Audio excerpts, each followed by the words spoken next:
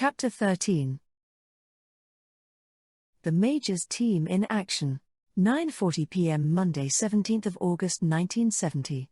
Hôtel Marquis, Rue Grenata, Paris. Ellis goes straight to his suite and puts in a call to Tristan. This is the big break they have been waiting for. Probably there is something vital to the bombers' plans in that sponge bag. Tristan is swiftly put in possession of the facts. Tristan moves fast. His people are in the Hôtel Albert within minutes, taking the sponge bag out of the safe, extracting its contents, refilling it with paper and putting it back in the safe. All of that is done out of sight of any hotel employees, for it is Tristan's plan to use the dummy sponge bag as a lure to draw out the bombers. Tristan's team bring what they found back to Tristan in his office at Direction Générale de la Sécurité Extérieure. After the tech team have examined it and they know that the item they found is a bomb detonator, everyone relaxes. The bombers can't set off their bomb without a detonator. Of course, they could send for another detonator. But that isn't likely to happen now because Tristan's plan is to let the plotters know right away that Mari put a sponge bag into the hotel safe, and then to round them up when they go to fetch it. How to let the bombers know is a tricky question, but a way will be found. Very soon, a way is found. They have caught the littlest fish at the border, the Eiffel Tower lift attendant, Henri Leblanc. Some regulations infringement of no importance, but Tristan's department is a well-oiled machine. Years ago orders had gone out to the border police to detain anyone on the long list of suspected EOS diehards, and to bring the suspects to Paris for questioning. Henri Leblanc has been delivered to Tristan's office just when he is most useful. Told that he need not be prosecuted if he cooperates, the man becomes putty in Tristan's hands. At the Hôtel Marquis, Ellis is arguing with Mari. He knows that the Hôtel Albert is not a safe place for her, because soon it's going to be full of bombers. But of course he can't tell her that. The walls have ears. He is beginning to be exasperated, because she just won't listen to reason. Mari, you have to stay here tonight. We can't fully secure your pension. I need you to be here, where I can protect you. Mari sniffs. It was safe enough before you went off to make that phone call. She tosses her head, those auburn curls flowing distractingly. What a truly tiresome female she is.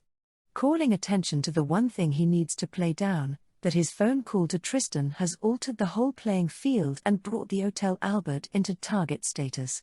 I need you to be here, Mari, where I can protect you. But the pills which the doctor gave her have worked too well. She isn't frightened anymore. Or rather, she's frightened enough to be stubborn and belligerent, but not frightened enough to be eager for protection. I will not stay here. It isn't respectable. The ground of her resistance has shifted. Excellent. Where would be respectable, Mari? A waiter glides in, beaming, bringing Mari her mended high heels. They are as good as new, the repairs invisible. She cradles them to her cheek and bursts into tears. Women. Harry is exasperated. How hard could it have been, gathering in an unsuspecting woman from a shopping arcade? And those idiots had not only failed, they'd let themselves be caught. Alec won't talk, of course. But Gillian might. She hasn't got a loyal bone in her body.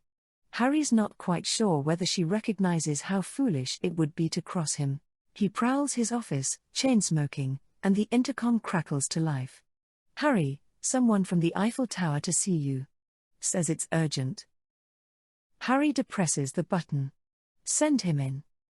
Who could be coming to him from the tower? To his surprise, it's that little ferret of a lift attendant. Thought you'd run for the border. I did, Harry. But that was before. When he's heard what Henri has to say, Harry is smiling for the first time since his breakfast in Le Havre.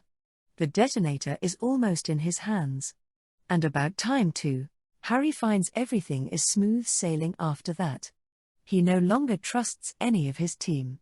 So he drives out to the tower on his own and makes sure that everything is in apple pie order. He sits smoking a celebratory cigarette beside the bomb, looking out over Paris and dreaming of the tropical island that will be his future home. A whole island as his personal possession, his own little kingdom. Not bad for a lad that was raised on free school dinners. It will be a positive pleasure to blow up Amelie, Harry thinks as he stubs out his cigarette and turns toward the tower lift, ready to make his way back to the casino. The setup is perfecto, just waiting for the detonator to be wired in. When it has been, Harry will take the remote as far away from the blast area as he can and set off the bomb from inside the private plane that will fly him away from all the devastation. Tropical maidens, here I come, he smirks. Harry decides, as he's going down in the lift, that he can afford to be magnanimous. Fergal has done a good job of the wiring at the tower, so he will forgive the Irish lunk the stupidity which almost lost them the detonator and allow him to wire the bomb up. But can he safely entrust Fergal with the job of retrieving the sponge bag from the safe? He's screwed up more than once. On the other hand, he didn't get caught, which is more than Harry can say for his other enforcers. And then Harry thinks of the perfect person to retrieve the sponge bag. Valerie. Harry sends for Valerie 15 minutes later, as soon as he gets back to the casino. She comes to his office pretty quickly, looking suitably beaten down and woebegone.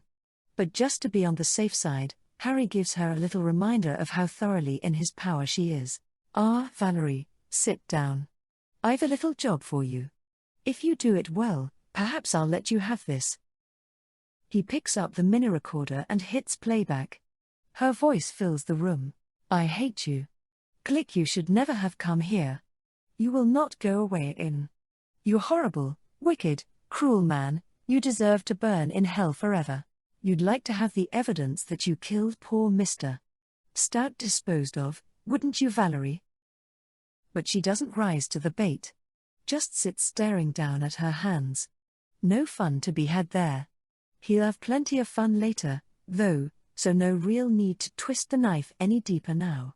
It's a very easy little job, Valerie. All you have to do is pop along to the Hotel Albert and tell them the schoolteacher wants you to get something out of the safe for her. She shudders, remembering that just before Fergal had dragged her off to the tower to be his lookout, the reception clerk had offered to fetch for her whatever it was that Mari had put into the safe. She can't imagine why those silly fireworks are so important to Harry and Fergal, anyway, or why he needed a lookout. But it is safest not to ask, with those two. If she asks the wrong question, Harry might decide to strangle her. Harry sees her shudder and nods to himself, satisfied. Some history there. He doesn't need to know what it is, but she'll be able to lay her hot little hands on the bag. You're fetching a pretty toiletries bag, Valerie. Bring it here to me. Don't open it. Clear? Yes, Harry. I'll go now. The listening team flags that conversation and sends it straight through to Tristan's office. Tristan frowns over it. A decision has to be made. Does he want to pick up Valerie on her own? On the whole, he thinks not. He has a subordinate place a call to the Hotel Albert and tell his people to let her pick up the bag. Then he decides to run this development by Ellis, who may have something to contribute. The staff at Hotel Marquis interrupt the ongoing dispute between Ellis and Mari to bring him a note. He asks Mari to wait a few minutes and leaves in order to confer with Tristan on the telephone. Once Tristan has put him in the picture, Ellis thinks that this is a good opportunity to kill two birds with one stone. He tells Tristan what he has in mind, and Tristan sees no reason to refuse his old friend. Not that he thinks the idea will work, but what is there to lose? Ellis goes back to Mari as soon as he puts down the phone, to tell her about the bombers, information which up until now he has kept to himself. He explains why he's opening up about that now. It's because he wants Valerie to confess, and he thinks that Mari has a better chance of getting her to confess than anyone else does. I cannot believe my ears. The Major is showing himself in his true colors now, an oppressor like all the English. He says that Valerie killed Charlie Stout. He plays back for me, on a little recorder, the proof of her guilt. I hate you. Click, you should never have come here. You will not go away in. You horrible, wicked, cruel man, you deserve to burn in hell forever. I've thought before now that maybe Valerie is the killer. Although when I think how sweet she is, it's hard to believe. But even if she killed Stout, she has the right to a fair trial. It's wrong for the police to trap her into a confession. and to be asking me to abuse her trust. But then he tells me about the bomb planted at the Eiffel Tower. And finally he delivers the clincher. Mari, it's Monday night. You've only 3 days left to prove your friend innocent. Do you want her to suffer the penalty that Valerie should?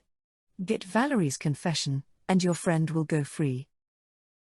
Valerie leaves the Hotel Albert, tightly clutching the toiletries bag, and she is at once picked up by Tristan's team and brought to the Hotel Marquise, where Ellis waits in the lobby.